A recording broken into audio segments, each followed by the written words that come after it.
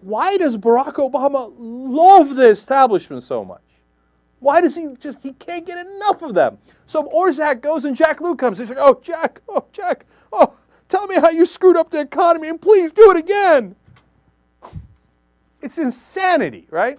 So now we come to find out that the guy that is going to replace Larry Summers is likely to be, according to Bloomberg News, and several other sources actually that I've read, likely to be a top corporate executive.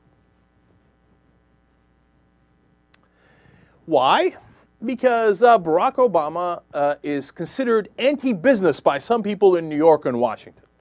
The same people who, by the way, robbed us of billions and trillions of dollars, they think Obama hasn't given them enough money, and so he's anti-business. So now they say, hey, you better not be anti-business. Do what we tell you. Look, we got all of our Washington pundits saying you'll be, flogged publicly if you do not give us somebody who's totally pro-business. Take a top corporate executive. Because why? He said, because theoretically the idea is those top corporate executives know how to create jobs. Really? They got a funny way of showing it.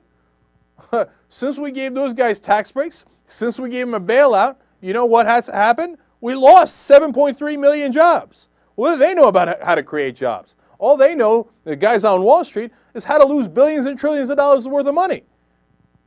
So you're going to get one of those guys to come in and... We elected a guy based on change. I come back to it because I can't help it. They say, what do you want me to do? Change? What name so?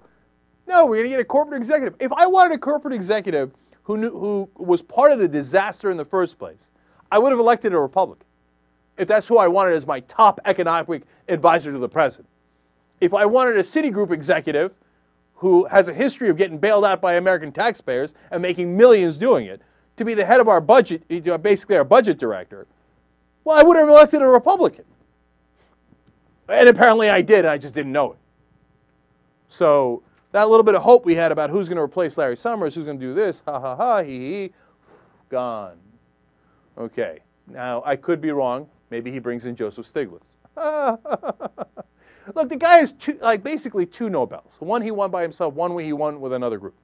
He was the chief economist for the World Bank.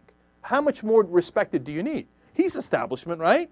He's got credibility. He's got more credibility than probably any economist in the world. I'm not asking you to pick a dude off the street. I'm not asking you to go into a farmer's market and find a hippie and be like, all right, be my budget director. Okay, and he's going to tell you about ecosexual sex, etc. No, okay? I'm asking you to pick the most respected economist in the world. But you won't do that because the people in New York and D.C. will be very, very upset with you. Mark Halperin will write a mean article about you. Oh, Obama's anti-business. Oh, go please them. See how it works out for you. How has it worked out the last 2 years? Well, your approval rating started in the 70s, right?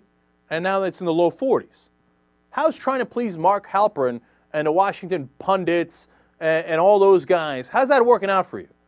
New York and D.C. And by the way, you were trying to please them, and they're still not happy with you. The D.C. pundits are like, oh, tut, tut, tut. Obama's anti-business. Obama's this, Obama's that. The New York guys are like, oh, Obama's hitting us with a stick. He's treating us like a piñata. He's terrible. That hasn't worked, and you've entirely forgotten about the middle class, and you're worried that David Sirota, Jane Hamsher, Glenn Greenwald, Cenk Uygur, Rachel Maddow are costing you votes. Are you freaking kidding me? Go find somebody that knows any of our names. They'll know Rachel's name, but they know anybody else's name? Like, we're costing you votes? Come on, dude. Your policy's costing you votes because your policy sucks because you keep picking the worst people in the country to be your advisors.